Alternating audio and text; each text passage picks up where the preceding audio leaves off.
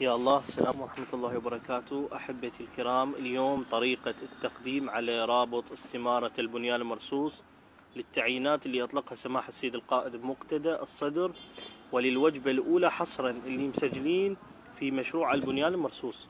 طبعا بعد ما تملي المعلومات وتخلي صورتك الشخصية، معلومات واضحة، الاسم الرباعي وغيرها ورقم الهاتف والولادة والمحافظة، وتخلي صورة شخصية هنا بهذا المكان، تحفظها الصورة.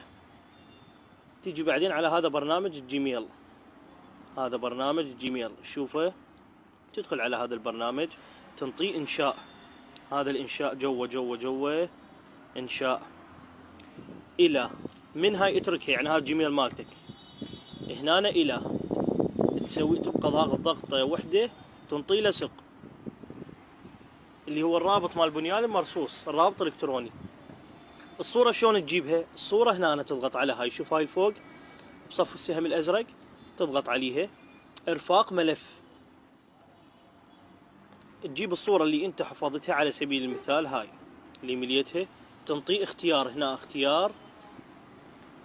بعد ما تكمل هاي المعلومات، هاي الأمور، تجي المرحلة الأخيرة، هذا الزر الأزرق جاي تلاحظ هذا، شوفه، تضغط عليه وترسل المعلومات. وبخدمتكم إن شاء الله، موفقين بحق محمد وآله الطيبين الطاهرين. خادمكم الشيخ حسين السعيدي.